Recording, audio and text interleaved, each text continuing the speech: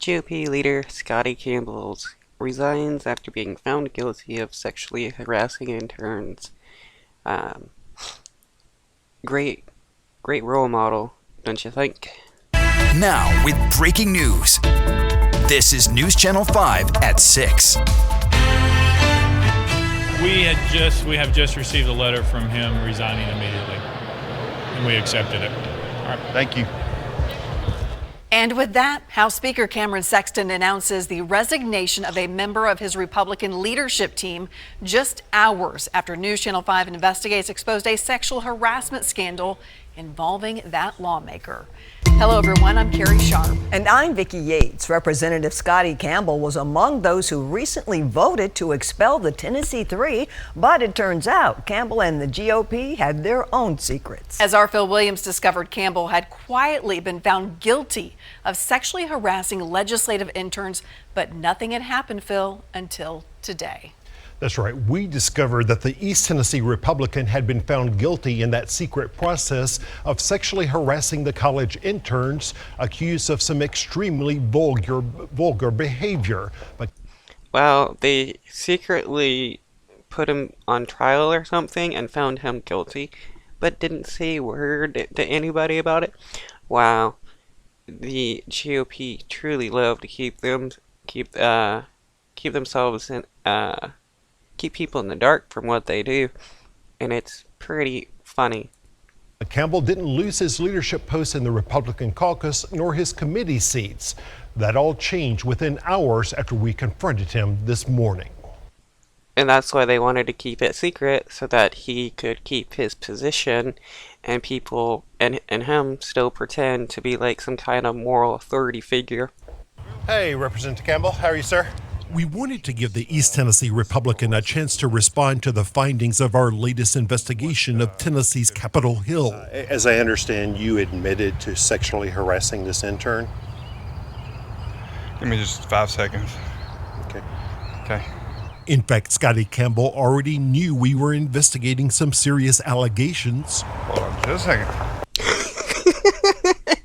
Wow, he's stalling so hard and probably trying to think of the best way to phrase his words so he doesn't get himself into even more trouble. About his relationship with at least one legislative intern, although he would soon divulge there was a second intern. Which direction do I need to look for your camera? Just look at me. Sure. Campbell is vice chair of the House Republican caucus, and when 3 Democrats engaged in a gun violence protest on the House floor, he voted to expel all 3. Yet this memo, obtained by News Channel 5 Investigates, shows a secret ethics panel recently concluded that based on a staff investigation, the ethics subcommittee finds that Representative Campbell violated the legislature's sexual harassment policy.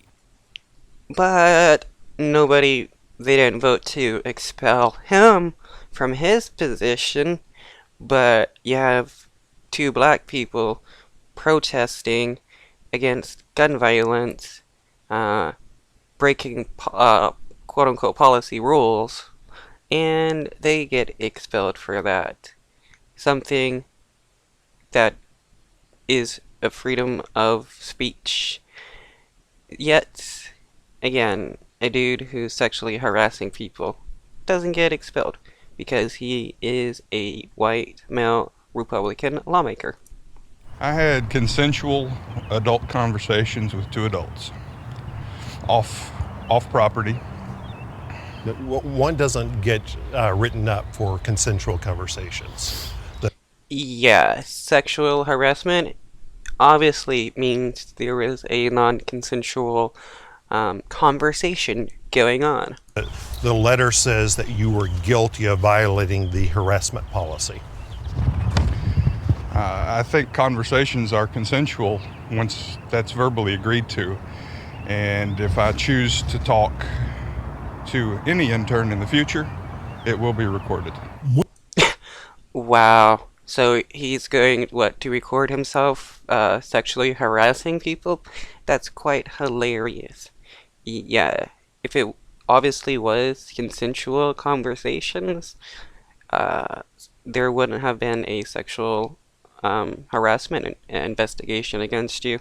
One of the interns had an apartment in Capitol Towers, a condo apartment complex next to the Capitol, where Campbell also had a place.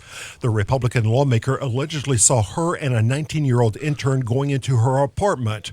According to an account the victim sent to her university, Campbell made comments about how he was in his apartment imagining that we were performing sexual acts on one another, and how it drove him crazy knowing that was happening so close to him. The woman added, "I uncomfortably explained that was not happening, and he insisted that he knew it was and asked me to tell him about it." She continued, "I explained that she is my friend, and he proceeded to describe how sexually attractive he finds her." Wow. And being that he, Christian conservative Republican, you would think he would be grossed out by two women having sex with each other. But he doesn't say that. He's like, "Oh, I'm fantasizing about you and your friend having sex with each other," which is, being gay. So Republicans truly don't hate gay people. At least this dude. It's all just an act. But you'll notice that with a lot of anti-LGBTQ people, especially the men. A lot of them do like lesbian porn and stuff, which means they're not 100% against gay people, just gay men. Referring to the 19-year-old intern. You were in your apartment imagining that they were performing sexual acts on one another? That's not true. So she's just making that up?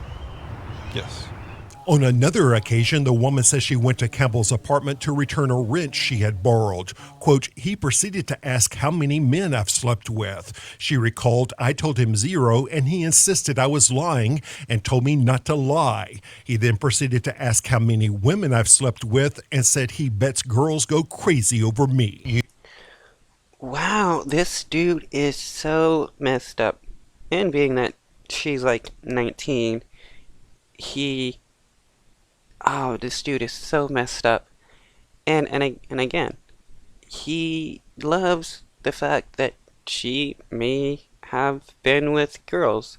So this Republican Christian who supports anti-LGBTQ bills loves lesbians. You asked her about how many men she had slept with, and then asked about how many women she had slept with? No. So you're saying she's just making all of this up? I'm saying that we had a consensual adult conversation. Then, according to the woman's account, the Republican leader offered cannabis gummies if she would show him tattoos and piercings on her body. He denies it. Her story, I told him absolutely not, and he begged me for several hugs. She says I was getting progressively more afraid and uncomfortable. He then reached out his hand towards me and grabbed me around my neck. I recoiled and said I felt sick and immediately left. Whoa, okay, he was gonna try to rape her. Wow, he needs to be in prison. Again, Campbell says he didn't think he did anything wrong. I was told that if anything ever crossed the line, they would tell me directly. And I'm hearing it from Phil. But remember the report from the ethics panel finding that Campbell had indeed violated the harassment policy. So are you saying the ethics subcommittee is lying?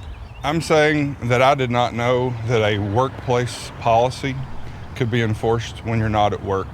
But News Channel 5 Investigates has learned that legislative officials took the complaints against Campbell so seriously that they've now spent thousands of dollars to get the intern out of her lease at Capitol Towers, to move her furniture back home, and to put her up in a downtown hotel until her internship is done. As for how Campbell thinks his vote to expel the Tennessee Three squares with his own behavior, they broke the House rules of decorum. And you broke the House policies regarding sexual harassment, according to this letter. I had a consensual conversation with adults. Wow, it's funny. It's funny. This dude has the papers proving that he sexually harassed people and all the information, and the fact that he was found guilty by the ethics committee, and he still wants to act like it's just a consensual conversation. Dude is a liar, but he's supposed to be a Christian conservative, all about truth, family values, and stuff like that, but he just wants to lie. It's like the moral outrage that these people give over anything is just proven to be lies, because these people will do stuff like this and be secretly found guilty and nothing happens to them because, again, they're a white Republican male lawmaker. And when the adults informed me that we could talk and that there weren't guardrails, I talked to who I thought were my friends. Friends whose definition of friendship appears to be far different from this Republican's idea of what it means to be a friend.